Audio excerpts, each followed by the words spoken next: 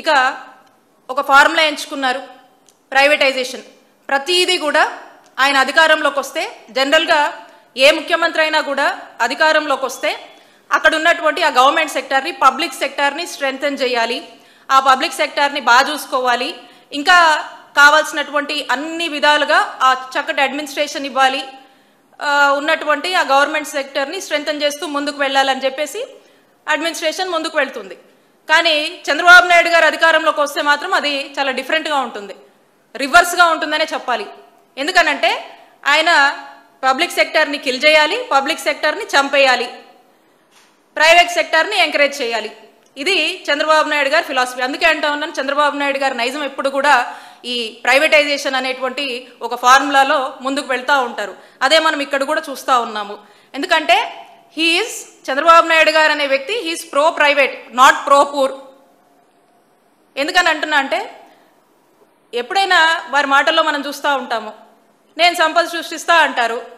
సంపద సృష్టించడం అంటే ఏంటి?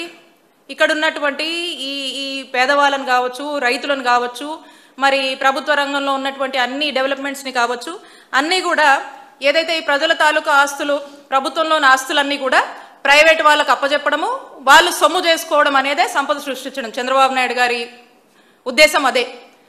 ఇక మాట్లాడితే అంటారు, నేను పేదరిక నిర్మూలన కోసం పనిచేస్తానని అంటూ ఉంటారు చంద్రబాబు నాయుడు గారు.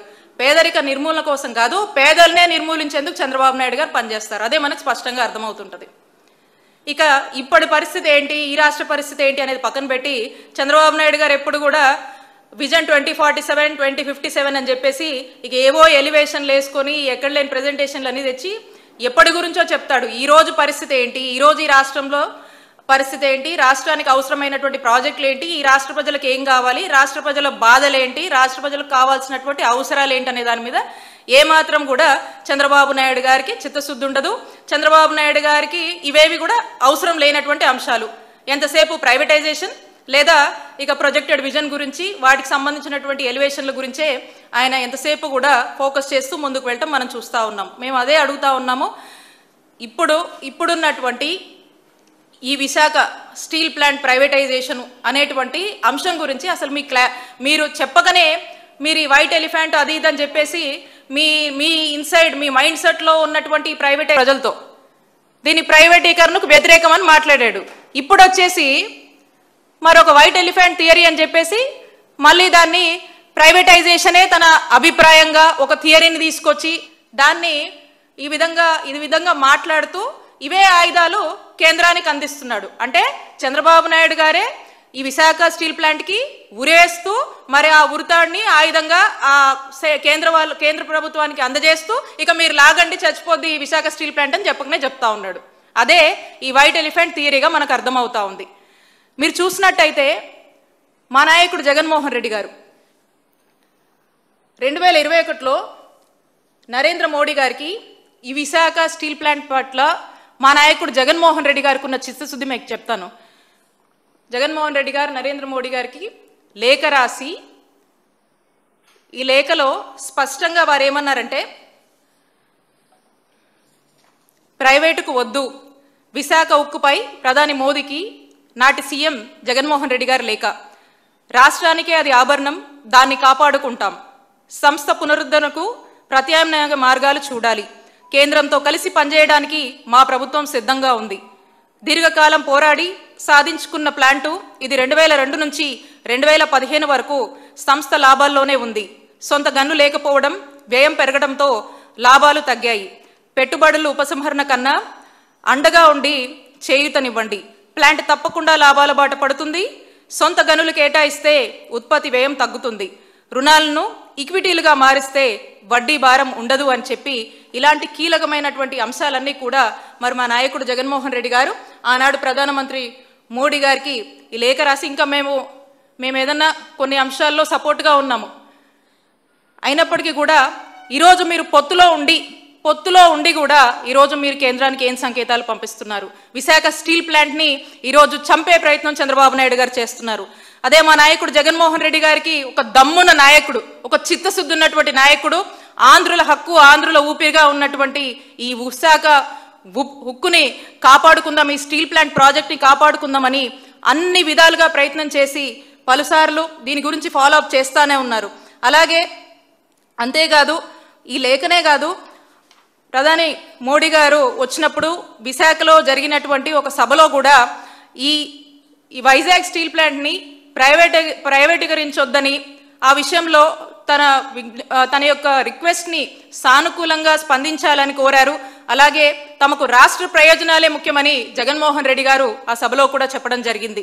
ఈ విధంగా జగన్మోహన్ రెడ్డి గారు సభలో కావచ్చు, అలాగే లెటర్లో కావచ్చు, పలుసార్లు ఫాలోఅప్ చేయడంలో కావచ్చు, నిజంగా విశాఖ స్టీల్ ప్లాంట్ ప్రాజెక్ట్కి న్యాయం చేయాలి, అక్కడున్నటువంటి కార్మికులకు న్యాయం చేయాలి, మీరల్లా చేయాల్సిందల్లా ఒక సొంత క్యాప్టివ్ ఐరన్ ఓర్ మైన్ మాకు ఇవ్వండి, సొంత మైన్ ఇవ్వండి, దానివల్ల ఇది బాగుపడుతుందని చెప్పి కూడా రాసినటువంటి పరిస్థితులు మనం చూసాము. ఇది మా నాయకుడు జగన్మోహన్ రెడ్డి గారికి విశాఖ స్టీల్ ప్లాంట్ యొక్క ప్రాజెక్ట్ పట్ల, అక్కడ ఉన్నటువంటి కార్మికుల పట్ల, సమస్యల పట్ల దాన్ని ఎట్టికేలకు కూడా చక్కగా ప్రభుత్వం సపోర్ట్ చేస్తూ నడిపించుకోవాలనేటువంటి ఒక ఉద్దేశంతో మరి చేసినటువంటి ప్రయత్నాలు. మరి ఈ రోజున చూస్తే చంద్రబాబు నాయుడు గారు ఏం మాట్లాడుతున్నారు ఏంటో మనకు అర్థమవుతోంది. ఇందాక చెప్పినట్టుగా ప్రతి దాంట్లో కూడా ప్రైవేటైజేషన్ అనేది చూస్తారు. అసలు ప్రభుత్వం అంటే ఏంటండి? ఏ ప్రభుత్వం అయినా ఆ ప్రభుత్వం యొక్క బాధ్యత విద్య కావచ్చు, వైద్యం కావచ్చు, ప్రాజెక్టులు కావచ్చు, రైతులకు సంబంధించినటువంటి, రైతాంగానికి సంబంధించినటువంటి సమస్యలు కావచ్చు, అవన్నీ ప్రజలకు నచ్చినట్టుగా, ప్రజలకు కావాల్సిన విధంగా అందించేటువంటి అడ్మినిస్ట్రేషన్నే ఆ యొక్క ప్రభుత్వం యొక్క బాధ్యత. అది ఎవరైనా ముఖ్యమంత్రి ఉండని. మరి ఈ రోజున మరి చంద్రబాబు నాయుడు గారు మీరు చూసినట్టయితే విద్యారంగం చూసాము. ఈరోజు ఏమవుతుంది? మా నాయకుడు జగన్మోహన్ రెడ్డి గారు నాడు నేడు అని చెప్పి మంచి ఇన్ఫ్రాస్ట్రక్చర్ ఫెసిలిటీస్ ప్రొవైడ్ చేసి గోరు ముద్ద అని తీసుకొచ్చి ఒక చక్కటి అంబియన్స్ క్రియేట్ చేసి, పిల్లలకి ఇంగ్లీష్ మీడియాన్ని ఇంట్రడ్యూస్ చేసి, చక్కటి స్టాండర్డ్స్ని పెంచి, చక్కగా స్కూల్లో చదువుల గురించి అమ్మఒడి లాంటివి తీసుకొచ్చి, పథకాలు తీసుకొచ్చి ఈరోజు స్కూల్ వ్యవస్థని, విద్యా వ్యవస్థని స్ట్రెంథెన్ చేసి ముందుకు వెళ్తే, మరి ఈ విద్యను నీరుగాస్తూ ఎంతసేపు కూడా ఈ రోజున ప్రభుత్వ బడులను పక్కన పెట్టి ప్రైవేట్ కాలేజీలు, ప్రైవేట్ స్కూళ్ళు వాటిని పోషించేటువంటి పరిస్థితి చంద్రబాబు నాయుడు గారు చేస్తూ ఉన్నారు. అలాగే వైద్యం విషయం చూద్దాము. ఈరోజు వైద్యం విషయానికి వస్తే ఈరోజు చదువుకుంటూ వచ్చాను ఇక్కడ పేపర్లో, నెల్లూరులో ఒక ఇన్సిడెంటు. హాస్పిటల్కి వెళ్తే డ్యూటీ డాక్టర్ లేరంట. వెంటనే 108కి ఫోన్ చేస్తే 108 కూడా ఒకటి వస్తుందన్నారు, ఒకటి రాదని చెప్పారు. అది కూడా రాలేదు. వాళ్ళు ఏదో ప్రైవేట్ వెహికల్లో బయలుదేరేసరికి ఒక వ్యక్తి 55 సంవత్సరాలు ఉన్నట్టున్నాడు. ఆయన మారుబోయిన వెంకటరామయ్య అనే అతను చనిపోయాడు. వైద్యం విషయంలో కూడా ఇంతే నిర్లక్ష్యము. ఇక ఏంటంటే మెడికల్ కాలేజ్ ప్రైవేటైజేషను, ఏదైనా కూడా ప్రైవేటైజేషన్ అంటే ప్రభుత్వ ఆస్తిగా ఉన్నటువంటి అన్ని కూడా ప్రైవేట్ వాళ్ళకి ఇచ్చి ప్రైవేట్ వ్యవస్థను పోషించాలి, సొమ్ము చేసుకోవాలనేటువంటి ఉద్దేశంలో.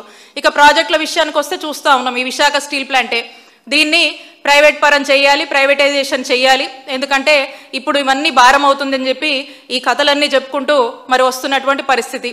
ఇక కొత్త ప్రాజెక్టులు ఏమైనా తేవాలన్నా కూడా మనకి మరి మాట్లాడుతూ ఉన్నారు. ఒక 13 లక్షల కోట్లు అని అంటున్నారు, 60,000 ఉద్యోగాలు వస్తాయి, రాబోతున్నాయి అంటారు. కానీ అవి ఎప్పుడు వస్తున్నాయి, వచ్చాయా, ఎన్ని వచ్చాయి, ఏం చేస్తున్నారు, వాటి మీద క్లారిటీ ఉండదు. రాబోతున్నాయి, వస్తున్నాయి అని చెప్పి దాని మీద ప్రొజెక్షన్స్, ఎలివేషన్స్ తప్పితే వాస్తవానికి ఎంత కమెంట్స్ అవుతుంది ఏందనే దాని మీద ఒక క్లారిటీ ఉండదు. ఇక రైతన్నల కష్టాలు అయితే వర్ణాతీతం. రైతు భరోసా కేంద్రాలు పనిచేయవు, రైతుకు పెట్టుబడి సాయం ఉండదు. అలాగే రైతుకు సంబంధించి యూరియా గురించి కావచ్చు, ఎరువుల గురించి కావచ్చు, ఆ కొరత గురించి పట్టించుకునే వాళ్ళు లేరు. ఇక రైతన్న సంతోషానికే దూరం అయ్యాడు చంద్రబాబు నాయుడు గారు వచ్చాక. అదే మన జగనన్న హయాంలో రైతన్న చాలా సంతోషంగా ఉండేవాళ్ళు. ఈరోజు రైతులకు రోడ్డెక్కాల్సినటువంటి పరిస్థితి చంద్రబాబు నాయుడు గారు వచ్చాక ఏర్పడినటువంటి పరిస్థితి. కాబట్టి ఇవన్నీ గాలికి వదిలేసి ప్రభుత్వంగా తాము చేయాల్సినటువంటి బాధ్యతని, ఆ బాధ్యతగా ఆ ముఖ్యమంత్రిగా ఆలోచించినటువంటి ఆలోచనని చంద్రబాబు నాయుడు గారు పక్కన పెట్టి అన్నీ కూడా ప్రైవేటైజేషన్ అని చెప్పి తన నమ్ముకున్నటువంటి ఫార్ములా, తను నమ్ముకున్నటువంటి ఫిలాసఫీయే ధ్యేయంగా తన నైజాంనే కంటిన్యూ చేస్తూ మరి ముందుకు వెళుతున్నటువంటి తీరు రాష్ట్ర ప్రజలందరూ కూడా చూస్తూ ఉన్నారు. అందుకే చెప్తా ఉన్నాము మేము, ఈ విశాఖ స్టీల్ ప్లాంట్ ప్రైవేటీకరణ అనేది దాంట్లో భాగంగా సంస్థను ముక్కలు చేస్తున్నారు ఈ చంద్రబాబు నాయుడు గారు వచ్చాక. మరి ప్లాంట్లో ఇప్పటికే 32 విభాగాలు కూడా ప్రైవేట్ పరం చేశారు. సంస్థలో కొత్త ఉద్యోగాల భర్తీ లేదు. స్టీల్ ప్లాంట్ భూములు ఇచ్చిన 8,000 మంది వాళ్ళకు కూడా ఉద్యోగాల కోసం గత 40 ఏళ్లుగా కూడా ఎదురు చూస్తూ ఉన్నారు.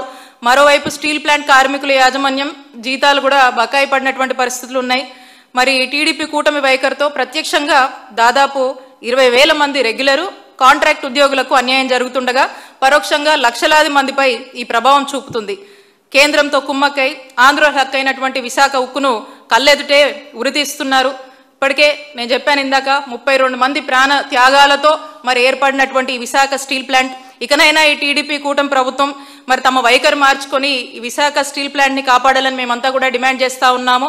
చంద్రబాబు నాయుడు గారిని ఇప్పటికీ మేము ఆయనకి వైఎస్ఆర్ కాంగ్రెస్ పార్టీ ఒకటే డిమాండ్ చేస్తుంది, ఇప్పటికైనా ఈ స్టీల్ ప్లాంట్ ప్రైవేటీకరణపై జరుగుతున్నటువంటి కుట్రల్ని ఆపమని, అలాగే మీకు వీలైతే ఇవన్నీ కూడా కేంద్రంతో మాట్లాడి అక్కడున్న ప్రాంత ప్రజలకు ఆ ప్రాజెక్టుకి అక్కడున్న కార్మికులకు న్యాయం చేయమని, ఇక మీరే ఈ వైట్ ఎలిఫెంట్ థియరీ అని చెప్పేసి ఈ ఆయుధాలని కేంద్రానికి ఇచ్చి ఉరి వేయొద్దు విశాఖపట్నం స్టీల్ ప్లాంట్కి అని తెలియజేసుకుంటూ వీలైతే మంచి చేయండి, లేదంటే ఈ వైట్ ఎలిఫెంట్ కబుర్లు అలాంటివన్నీ మాట్లాడకుండా మౌనంగా అన్నా ఉండండి అని చెప్పి మేము కోరుతా ఉన్నాము. అలాగే మా నాయకుడు జగన్మోహన్ రెడ్డి గారు నాయకత్వంలో విశాఖపట్నం స్టీల్ ప్లాంట్ ప్రైవేట్ పరం కాకుండా దాన్ని కాపాడేందుకు అన్ని స్టెప్స్ తీసుకున్నాము. మాకు పొత్తు లేకపోయినా మేము ఒంటరిగా అయినా ఆ రోజు మేము పోరాడి మా నాయకుడు చిత్తశుద్ధితో దాన్ని ప్రైవేట్ పరం కాకుండా మా నాయకుడు జగన్మోహన్ రెడ్డి గారు కాపాడడం జరిగింది. ఇప్పటికైనా కూడా ఈ విశాఖపట్నం స్టీల్ ప్లాంట్ని కాపాడుకునేందుకు మేము అవసరమైన అన్ని పోరాటాలు చేస్తాము. మేము కార్మిక పక్షాలతో కలిసి అవసరమైన రాజకీయ పార్టీలతో కలిసైనా సరే దీన్ని నిరంతరం కాపాడుకునేందుకు అన్ని విధాల పోరాటాలు చేస్తాము. మా నినాదం, రాష్ట్ర ప్రజల నినాదం విశాఖ ఉక్కు ఆంధ్రుల హక్కు అనేటువంటిది ఇప్పటికైనా ఎప్పటికైనా మేము అది ప్రైవేట్ పరం కాకుండా మ్యాక్సిమం వైఎస్ఆర్ కాంగ్రెస్ పార్టీ కాపాడుకుంటుంది. దీనికోసం ఎంత పెద్ద పోరాటమైనా ఎందాకైనా పోరాడతామని హెచ్చరిస్తూ మరొకసారి చంద్రబాబు నాయుడు గారి ప్రభుత్వాన్ని, చంద్రబాబు నాయుడు గారిని దీన్ని ప్రైవేట్ పరం చెయ్యొద్దు అని వైఎస్ఆర్ కాంగ్రెస్ పార్టీ డిమాండ్ చేస్తూ ఉంది.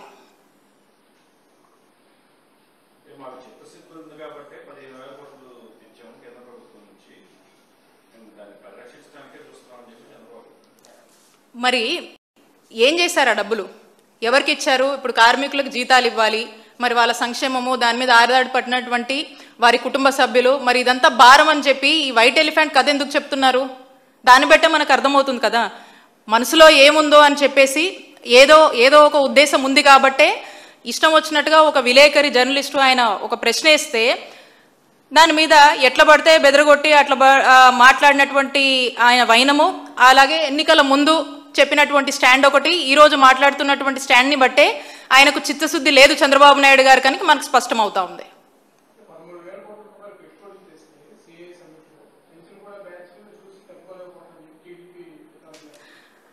ఇప్పుడు వాళ్ళు అదే అన్న చెప్తా ఉన్నాం కదా, మాకు అలాంటివి ఏం అవసరం లేదు, మేము చెప్తా ఉన్నాము ఆ డబ్బులు ఎక్కడి, ఆ డబ్బులు వస్తే మీరు ఏం కమెంట్స్ చేస్తున్నారు, ఎన్ని ఉద్యోగాలు ఇప్పిస్తున్నారు, ఏటేటికి వాటిని వాడుతున్నాం అనేది క్లారిటీ ఇవ్వమంటున్నాం. క్లారిటీ ఇవ్వమనండి.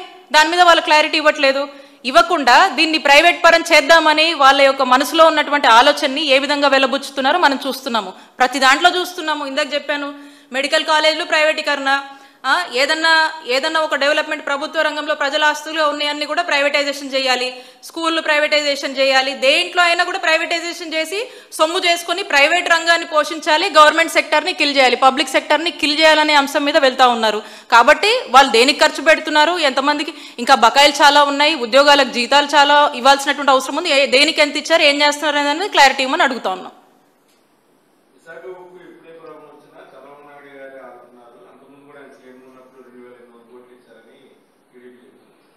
అన్న వాళ్ళు ఎన్నైనా చెప్తారు. ఇప్పుడే స్పష్టంగా మనం వీడియోలో చూసాము. మొన్న ఎలక్షన్ ముందు చంద్రబాబు నాయుడు గారు దీనికి ఏ రకమైనటువంటి పోరాటమైనా చేస్తాము, ప్రైవేటీకరణను ఆపేందుకు మేము పోరాటం చేస్తాం, మీతోనే ఉన్నాం, ప్రైవేటీకరణ కాకుండా చూస్తామని చెప్పి వారే క్యాంపెయిన్లో చెప్పి స్లోగన్స్ ప్రజలతో కూడా అనిపించారు. మా నాయకుడు జగన్మోహన్ రెడ్డి గారు మేము అధికారంలో ఉన్నాం, మాకు పొత్తు లేకపోయినా ప్రైవేటీకరణ కాకుండా ఉండేందుకు విశాఖపట్నం స్టీల్ ప్లాంట్ ప్రాజెక్ట్ తాలూకా అన్ని ఎఫర్ట్స్ పెట్టి మేము కాపాడుకుంటూ వచ్చాము. మాకు ఒక క్యాప్టివ్ ఐరన్ ఓర్ మైన్ మాకు సొంతంగా ఉంటే ఇంకా ఇది స్ట్రెంగ్తన్ అవుతుందని చెప్పి కూడా రిక్వెస్ట్ చేయడం జరిగింది. మా రాష్ట్ర ప్రయోజనాలే మాకు ముఖ్యమని చెప్పేసి దీనికి సానుకూలంగా మీరు స్పందించగలుగుతారని చెప్పి కూడా బహిరంగ సభలో మోడీ గారిని కూడా రిక్వెస్ట్ చేయడం జరిగింది. మరి ఈ రోజున సిఐఏలో ఏమంటున్నారు చంద్రబాబు నాయుడు గారు? ఇప్పుడు వచ్చేసి ఇది ఒక వైట్ ఎలిఫెంట్, ఇది మాకు భారం అయిపోయింది అని చెప్పి వైట్ ఎలిఫెంట్ థియరీ రాష్ట్ర ప్రజలకు చెప్పి ఈరోజు నమ్మించే ప్రయత్నం చేస్తూ ఉన్నారు. అలాగే ఈరోజు కేంద్రానికి వీళ్ళే దీనికి విశాఖ స్టీల్ ప్లాంట్కి ఉరేస్తూ ఇంక మరి ఆ తాడును అందిస్తున్నటువంటి పరిస్థితిగా మీకు లారగండి చచ్చిపోదామని చెప్పేసి అలాంటి పరిస్థితిని. కాబట్టి మీకే స్పష్టత ఉంది, ప్రజలందరూ కూడా చూస్తున్నారు. అక్కడే మనకు స్పష్టం అవుతా ఉంది ఏమని అంటే ఖచ్చితంగా దీన్ని ఈ ప్రాజెక్ట్ని చంపేయాలని చంద్రబాబు నాయుడు గారు నిర్ణయించుకున్నారు. దీన్ని ఎవరో ప్రైవేట్ వాళ్ళ చేతిలో పెట్టాలనుకుంటున్నారు. కాబట్టే ఈ కథ అంతా నడుపుతున్నారు. దీనికి చిత్తశుద్ధి మాకుంది, మా నాయకుడు జగన్మోహన్ రెడ్డి గారు ఉంది. ఈరోజు మీరు పొత్తులో ఉన్నారు కదా, మరి ఏం చెప్పి దాన్ని స్ట్రెంథెన్ చేసి కాపాడుతారో కాపాడండి, ప్రైవేట్ పరం కాకుండా. ఇప్పుడు అలా గనక మీరు ఎఫర్ట్స్ ఉంటే ఇంత మ్యాండేట్తో గెలిచారు కదా, ఇంతమంది ఎంపీలు ఉన్నారు కదా, ఎక్కడ మీరు ఏదైనా ఒక లెటర్ రాశారా, అనే ప్రయత్నం చేశారా? చెప్పండి, ఆ ఎఫర్ట్స్ ఏం పెట్టారో చెప్పండి. కాపాడండి విశాఖపట్నం స్టీల్ ప్లాంట్ని. ఆ కార్మికులను అవమానించేలా మాట్లాడకుండా వాళ్ళకి కావాల్సినటువంటి నీడ్స్ మీద పనిచేయండి.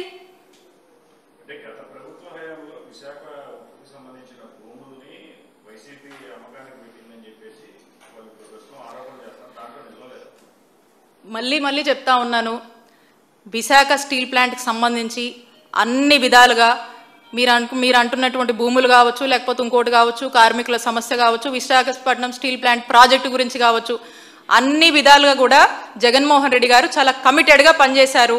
దాన్ని కాపాడుకునేందుకు, దాన్ని ప్రైవేట్ పరం కాకుండా ఉండడానికి జగన్మోహన్ రెడ్డి గారు నిరంతరం పనిచేశారు. దానికి సాక్ష్యమే ఈ లెటర్ కావచ్చు, నరేంద్ర మోదీ గారికి మా ఎంపీలు కానీ ఫాలోఅప్ చేసిన అన్ని కావచ్చు, ఎవిడెన్సెస్ మీకు ఉన్నాయి. ఈరోజు చంద్రబాబు నాయుడు గారు ఏం చేస్తున్నారు? ఏమీ చేయకుండా ఈరోజు వైఎస్ఆర్ కాంగ్రెస్ పార్టీ వాళ్ళ మీద ఏదో ఒక బురద జల్లాలి అని డైవర్షన్ పాలిటిక్స్ చంద్రబాబు నాయుడు గారికి ఎలాగో అలవాటే. దాంట్లో భాగంగా మా మీద ఏదో గుడ్డ గాల్చి మా నెత్తినేస్తూ ఉన్నారు.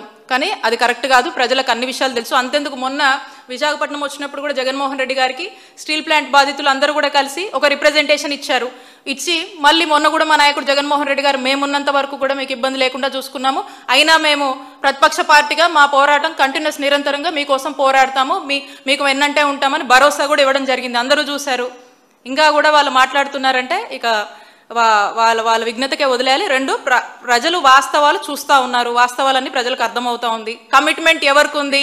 జగన్మోహన్ రెడ్డి గారికే కమిట్మెంట్ ఉందనే విషయం ప్రజలకు తెలుసు.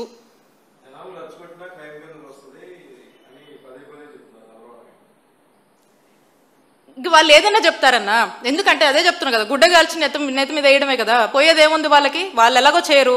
అధికార పార్టీగా వాళ్ళ బాధ్యతల్ని వాళ్ళు నిర్వహించరు. అండ్ పైగా వాళ్ళకు చిత్తశుద్ధి లేదు. చిత్తశుద్ధి ఉండి పనిచేసినటువంటి మా నాయకుడి మీద ఇక ఏదో ఒకటి వేయడం వీళ్ళకి అలవాటు అయిపోయింది. దాంట్లో భాగంగానే వాళ్ళు వేస్తారు. కాబట్టి నిజమే, ప్రజలకు వాస్తవాలు తెలుసు. ఆ ప్రాంత ప్రజలకు మరీ ముఖ్యంగా జగన్మోహన్ రెడ్డి గారి యొక్క కమిట్మెంట్ గురించి, విశాఖ స్టీల్ ప్లాంట్ ప్రాజెక్ట్ గురించి ఏ విధంగా జగన్మోహన్ రెడ్డి గారు కృషి చేశారు, దాన్ని కాపాడుకుంటూ వచ్చారనే విషయం ఆ ప్రాంత ప్రజలకు క్లారిటీ ఉంది. ఆంధ్ర రాష్ట్ర ప్రజలందరూ కూడా క్లారిటీ ఉంది. ఇక మీరు ఒకటి మీరేమన్నా మీరు కావాల్సుకొని మీరు ఒకటి ఇక వాళ్ళు అంటానే ఉంటారు, వాళ్ళకి పోయేదేముంది అంటా ఉంటారు. కానీ నిజాలు వాస్తవాలు ప్రజలకు తెలుసు. కాబట్టి ఇక వాళ్ళనే ప్రతి దాని గురించి కూడా మనం అంత ఆలోచించాల్సినటువంటి అవసరం లేదు. అండ్ మోర్ ఓవర్ వాళ్ళు మాట్లాడేవన్నీ కూడా ఏవో జనాల్లో ఒక బేస్లెస్ ఫ్యాక్ట్స్కి దూరంగా వాళ్ళు ఏదో తయారు చేసేస్తూ ఉంటారు. దాని గురించి మనం పట్టించుకోవాల్సినటువంటి అవసరం లేదు. Thank you.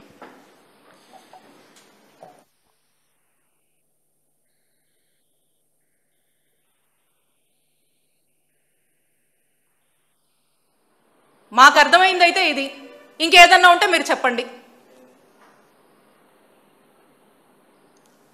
ఎంతోమంది అడ్మినిస్ట్రేషన్ ముందుకు వెళ్తుంది, కానీ చంద్రబాబు నాయుడు గారు అధికారంలోకి వస్తే మాత్రం అది చాలా డిఫరెంట్గా ఉంటుంది, రివర్స్గా ఉంటుందనే చెప్పాలి.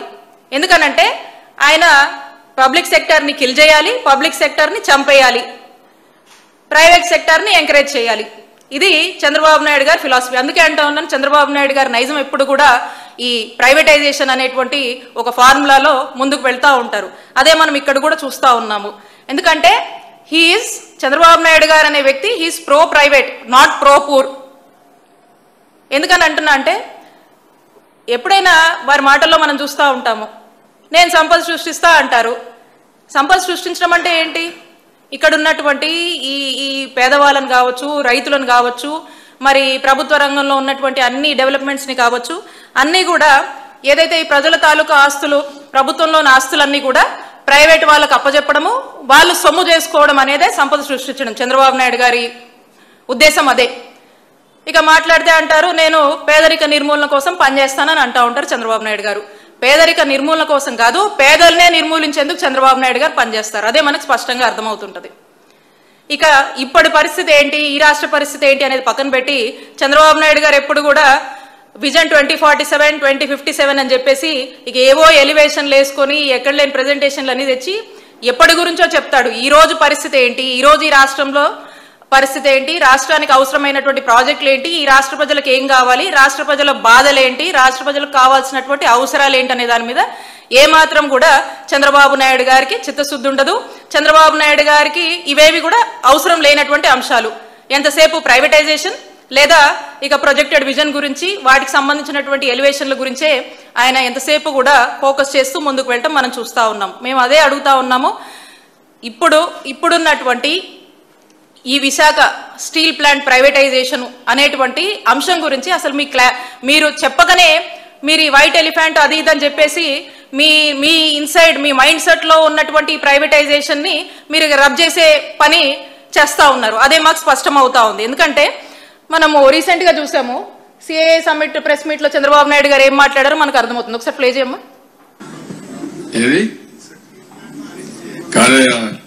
నువ్వు ఇంట్లో పడుకొని పని చేయకపోతే ఎట్లయ్యా? గుర్తుపెట్టుకోవాలి, మీరందరూ కూడా ఏం తయారయ్యారంటే ఊరికి జీతాలు ఇస్తారా? పని చేయాలి కదా. ప్రతి ఒక్కసారి కేంద్రం రాష్ట్రం డబ్బులు ఇస్తుందా? మీరు కూడా గుర్తుపెట్టుకోవాలి, పని చేయాలి. పని చేయకపోతే ఎన్నిసార్లు గవర్నమెంట్ ఎక్కడైనా డబ్బులు తెచ్చిస్తామండి? ఇది ట్యాక్స్ పేయర్స్ మనీ కదా. ఇది ఎఫిషియన్సీ ఉండాల్సిన పని లేదా? ఆంధ్రుల హక్కు, విశాఖ ఉక్కు. మనం పని చేయకుండా దాన్ని వైట్ ఎలిఫెంట్ మారి పెట్టుకుని కూర్చుంటారు. ఇంట్లో పని చేయించాలి. మనం కూడా పని చేయాలి, కష్టపడక్కర్లేదు. దాన్ని సిస్టమేటిక్ గా రన్ చేసి ప్రొఫెషనల్ గా రన్ చేస్తే అది వైబుల్ అవుతుంది ఆటోమేటిక్ గా. కాబట్టి నువ్వు కూడా ఎంతో పని ఏమి అన్సెటిల్మెంట్ ఉంది దాంట్లో? ఎవరు చెప్పారయ్యా నీకు? ఎవడు చెప్పాడు? బుద్ధి ఉండాలి. ఏం తీసుకోవాలి? ఏం తీసుకుంటారు? 12,000 కోట్లు ఇస్తే ఏం తీసుకుంటారు? నీకు వచ్చి మీ ఇంటికి వచ్చి చెప్పాలా? నేను ప్రైవేటైజ్ చేయని ఎన్ని గంటలు చెప్పాలి? తమాషాగా ఉంది మీకు. నేను కూడా చూస్తున్నాను కొంతమందిని కావాలని ఏదో కలపెడతానే ఉండాలని కలపెడతా ఉంటారు. వాళ్ళకి ఏం పని లేదు. మొన్న ఇదే మరి నాకు అక్కడ ఒకటి జరిగింది. ఏ ఇండస్ట్రీ రానివ్వకుండా చేస్తే కెమికల్ ఫ్యాక్టరీలో పీడీ కింద పెట్టినాక అన్ని సెట్ అయిపోయినాయి. ఎత్తుపోయి లోపలేస్తే ఇంక డిస్టర్బెన్సీ లేదు. అన్ని ఇండస్ట్రీస్ బాగున్నాయి, రాష్ట్రం కూడా బాగుంది. మీరు కూడా ఇవన్నీ గుర్తుపెట్టుకోవాలి. ఇది మొన్న సిఏఏ ప్రెస్ మీట్లో చంద్రబాబు నాయుడు గారు ఎన్నికల తర్వాత అంటే సుమారు 2 సంవత్సరాలైంది వీళ్ళు అధికారంలోకి వచ్చాక విశాఖ స్టీల్ ప్లాంట్ గురించి వైట్ ఎలిఫెంట్ థియరీ అని చెప్పి ఏ విధంగా మాట్లాడారో చూద్దాము. ఎన్నికల ముందు ఇదే చంద్రబాబు నాయుడు గారు ఏం మాట్లాడారు కూడా ఒకసారి చూద్దాం. ప్లీజ్ అమ్మా. నేను అడుగుతున్నా, విశాఖపట్నం ఆత్మ అమ్మితే మీరు ఉపేక్షిస్తారా తమ్ముళ్ళు అని అడుగుతున్నా. విశాఖపట్నం స్టీల్ సిటీని స్టోరన్ సిటీగా చేస్తే మీరు ఆమోదిస్తారా అని మిమ్మల్ని అడుగుతున్నా. అందరం కలిసి కాపాడుకుంటామా లేదా అని అడుగుతున్నా. ఇప్పుడు చెప్పండి, కాపాడుకుంటాం కలిసి పోరాడతాం అందరం ఒకటవుతాం, సంఘటన శక్తిగా తయారవుతాం. విశాఖపట్నం ఉక్కు అనేది మన ఆత్మ. విశాఖ ఉక్కు. స్పష్టంగా ఎన్నికల ముందు చంద్రబాబు నాయుడు గారు ఒకలాగా, ఎన్నికల తర్వాత ఒకలాగా, అంటే అప్పుడు ఓట్ల కోసం ఒకలాగా, ఇప్పుడేమో గెలిచిన తర్వాత ముఖ్యమంత్రిగా మాట్లాడినప్పుడు ఒకలాగా, ఒక ద్వంద్వ వైఖరి అనేది కనపడతా ఉంది. అలాగే విశాఖ స్టీల్ ప్లాంట్ కి చంద్రబాబు నాయుడు గారు ఏ విధంగా వెన్నుపోటు పొడుస్తున్నారు, విశాఖ స్టీల్ ప్లాంట్ కి ఏ విధంగా చంద్రబాబు నాయుడు గారు ఊరేస్తున్నారు అనేది మనకు స్పష్టంగా అర్థమవుతా ఉంది. ఎందుకంటే మనం ఈ రెండిట్లో మనం చూసాము. వారు ఏం మాట్లాడుతూ ఉన్నారు? చంద్రబాబు నాయుడు గారు ఒక విలేకరన్న ఈ విశాఖ స్టీల్ ప్లాంట్ ప్రైవేటైజేషన్ గురించి ఏంటని చెప్పి మీ స్టాండ్ ఏంటని వారి మాటల్లో చంద్రబాబు నాయుడు గారిని అడిగితే, ఆ విలేకరిని నీ చెవులో చెప్పాలా, మీ ఇంటికి వచ్చి చెప్పాలా, ఇంట్లో కూర్చొని వీళ్ళు తిని పడుకుంటే సరిపోద్దా అని కార్మికుల్ని ఎంత చిన్న చూపు చేసి కార్మికుల్ని ఏ విధంగా అవమానించారు. అలాగే ఆ ప్రశ్న అడిగినటువంటి విలేకరిని బెదరగొడుతూ అతన్ని ఒక రకంగా అసలు ఈ ప్రశ్న అడగడం ఏంటి అన్నట్టుగా, నా ఇష్టం అన్నట్టుగా ఏ విధంగా చంద్రబాబు నాయుడు గారు మరి మాట్లాడారో మనకు అర్థమవుతా ఉంది. అంటే దీన్ని బట్టే మనకు స్పష్టంగా అర్థమవుతుంది, ఓట్ల కోసమేమో ఎంతవరకైనా పోరాడతాము, విశాఖ ఉక్కు ఆంధ్రుల హక్కు అని చెప్పి ఆయనే చెప్తున్నాడు ప్రజలతో. దీని ప్రైవేటీకరణకు వ్యతిరేకం అని మాట్లాడాడు. ఇప్పుడు వచ్చేసి మరొక వైట్ ఎలిఫెంట్ థియరీ అని చెప్పేసి మళ్ళీ దాన్ని ప్రైవేటైజేషనే తన అభిప్రాయంగా ఒక థియరీని తీసుకొచ్చి దాన్ని ఈ విధంగా మాట్లాడుతూ ఇవే ఆయుధాలు కేంద్రానికి అందిస్తున్నాడు. అంటే చంద్రబాబు నాయుడు గారే ఈ విశాఖ స్టీల్ ప్లాంట్ కి ఉరేస్తూ మరి ఆ ఉరితాడిని ఆయుధంగా ఆ కేంద్ర ప్రభుత్వానికి అందజేస్తూ ఇక మీరు లాగండి చచ్చిపోద్ది ఈ విశాఖ స్టీల్ ప్లాంట్ అని చెప్పకనే చెప్తా ఉన్నాడు. అదే ఈ వైట్ ఎలిఫెంట్ థియరీగా మనకు అర్థమవుతా ఉంది. మీరు చూసినట్టయితే మా నాయకుడు జగన్మోహన్ రెడ్డి గారు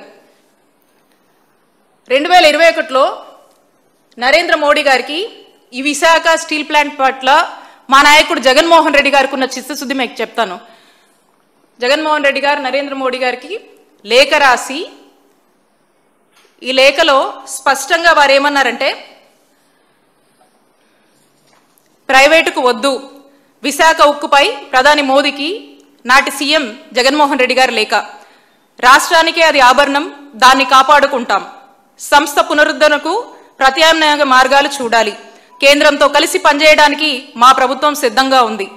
దీర్ఘకాలం పోరాడి సాధించుకున్న ప్లాంటు ఇది 2002 నుంచి 2015 వరకు సంస్థ లాభాల్లోనే ఉంది. సొంత గన్ను లేకపోవడం, వ్యయం పెరగడంతో లాభాలు తగ్గాయి. పెట్టుబడులు ఉపసంహరణ కన్నా అండగా ఉండి చేయూతనివ్వండి. ప్లాంట్ తప్పకుండా లాభాల బాట పడుతుంది. సొంత గనులు కేటాయిస్తే ఉత్పత్తి వ్యయం తగ్గుతుంది. రుణాలను ఈక్విటీలుగా మారిస్తే వడ్డీ భారం ఉండదు అని చెప్పి ఇలాంటి కీలకమైనటువంటి అంశాలన్నీ కూడా మరి మా నాయకుడు జగన్మోహన్ రెడ్డి గారు ఆనాడు ప్రధానమంత్రి మోడీ గారికి ఈ లేఖ రాసి, ఇంకా మేము ఏదన్నా కొన్ని అంశాల్లో సపోర్ట్గా ఉన్నాము, అయినప్పటికీ కూడా ఈరోజు మీరు పొత్తులో ఉండి కూడా ఈరోజు మీరు కేంద్రానికి ఏం సంకేతాలు పంపిస్తున్నారు? విశాఖ స్టీల్ ప్లాంట్ ని ఈరోజు చంపే ప్రయత్నం చంద్రబాబు నాయుడు గారు చేస్తున్నారు. అదే మా నాయకుడు జగన్మోహన్ రెడ్డి గారికి ఒక దమ్మున్న నాయకుడు, ఒక చిత్తశుద్ధి ఉన్నటువంటి నాయకుడు, ఆంధ్రుల హక్కు ఆంధ్రుల ఊపిరిగా ఉన్నటువంటి ఈ విశాఖ ఉక్కుని కాపాడుకుందాం, ఈ స్టీల్ ప్లాంట్ ప్రాజెక్ట్ ని కాపాడుకుందామని అన్ని విధాలుగా ప్రయత్నం చేసి పలుసార్లు దీని గురించి ఫాలో అప్ చేస్తానే ఉన్నారు.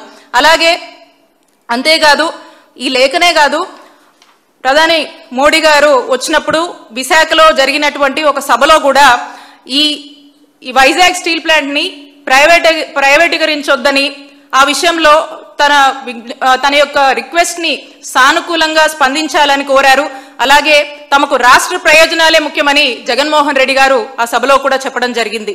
ఈ విధంగా జగన్మోహన్ రెడ్డి గారు సభలో కావచ్చు, అలాగే లెటర్లో కావచ్చు, పలుసార్లు ఫాలోఅప్ చేయడంలో కావచ్చు, నిజంగా విశాఖ స్టీల్ ప్లాంట్ ప్రాజెక్ట్ కి న్యాయం చేయాలి, అక్కడున్నటువంటి కార్మికులకు న్యాయం చేయాలి, మీరల్లా చేయాల్సిందల్లా ఒక సొంత క్యాప్టివ్ ఐరన్ ఓర్ మైన్ మాకు ఇవ్వండి, సొంత మైన్ ఇవ్వండి, దానివల్ల ఇది బాగుపడుతుంది అని చెప్పి కూడా రాసినటువంటి పరిస్థితులు మనం చూసాము. ఇది మా నాయకుడు జగన్మోహన్ రెడ్డి గారికి విశాఖ స్టీల్ ప్లాంట్ యొక్క ప్రాజెక్ట్ పట్ల, అక్కడ ఉన్నటువంటి కార్మికుల పట్ల, సమస్యల పట్ల దాన్ని ఎట్టికేలకు కూడా చక్కగా ప్రభుత్వం సపోర్ట్ చేస్తూ నడిపించుకోవాలనేటువంటి ఒక ఉద్దేశంతో మరి చేసినటువంటి ప్రయత్నాలు. మరి ఈ రోజున చూస్తే చంద్రబాబు నాయుడు గారు ఏం మాట్లాడుతున్నారు ఏంటో మనకు అర్థమవుతోంది. ఇందాక చెప్పినట్టుగా ప్రతి దాంట్లో కూడా ప్రైవేటైజేషన్ అనేది చూస్తారు. అసలు ప్రభుత్వం అంటే ఏంటండి? ఏ ప్రభుత్వం అయినా ఆ ప్రభుత్వం యొక్క బాధ్యత విద్య కావచ్చు, వైద్యం కావచ్చు, ప్రాజెక్టులు కావచ్చు, రైతులకు సంబంధించినటువంటి రైతాంగానికి సంబంధించినటువంటి సమస్యలు కావచ్చు, అవన్నీ ప్రజలకు నచ్చినట్టుగా ప్రజలకు కావాల్సిన విధంగా అందించేటువంటి అడ్మినిస్ట్రేషన్నే ఆ యొక్క ప్రభుత్వం యొక్క బాధ్యత. అది ఎవరైనా ముఖ్యమంత్రి ఉండని. మరి ఈ రోజున మరి చంద్రబాబు నాయుడు గారు మీరు చూసినట్టయితే విద్యారంగం చూసాము. ఈరోజు ఏమవుతుంది? మా నాయకుడు జగన్మోహన్ రెడ్డి గారు నాడు నేడు అని చెప్పి మంచి ఇన్ఫ్రాస్ట్రక్చర్ ఫెసిలిటీస్ ప్రొవైడ్ చేసి గోరు ముద్ద అని తీసుకొచ్చి ఒక చక్కటి అంబియన్స్ క్రియేట్ చేసి పిల్లలకు ఇంగ్లీష్ మీడియాన్ని ఇంట్రడ్యూస్ చేసి చక్కటి స్టాండర్డ్స్ని పెంచి చక్కగా స్కూల్లో చదువుల గురించి అమ్మఒడి లాంటివి తీసుకొచ్చి పథకాలు తీసుకొచ్చి ఈరోజు స్కూల్ వ్యవస్థని విద్యా వ్యవస్థని స్ట్రెంథెన్ చేసి ముందుకు వెళ్తే మరి ఈ విద్యను నీరుగాస్తూ ఎంతసేపు కూడా ఈ రోజున ప్రభుత్వ బడులను పక్కన పెట్టి ప్రైవేట్ కాలేజీలు, ప్రైవేట్ స్కూళ్ళు, వాటిని పోషించేటువంటి పరిస్థితి చంద్రబాబు నాయుడు గారు చేస్తూ ఉన్నారు. అలాగే వైద్యం విషయం చూద్దాము. ఈరోజు వైద్యం విషయానికి వస్తే ఈరోజు చదువుకుంటూ వచ్చాను ఇక్కడ పేపర్లో, నెల్లూరులో ఒక ఇన్సిడెంట్. హాస్పిటల్కి వెళ్తే డ్యూటీ డాక్టర్ లేరంట. వెంటనే 108కి ఫోన్ చేస్తే 108 కూడా ఒకటి వస్తుందన్నారు, ఒకటి రాదని చెప్పారు. అది కూడా రాలేదు. వాళ్ళు ఏదో ప్రైవేట్ వెహికల్లో బయలుదేరేసరికి ఒక వ్యక్తి 55 సంవత్సరాలు ఉన్నట్టున్నాడు. ఆయన మారుబోయిన వెంకటరామయ్య అనే అతను అని చనిపోయాడు.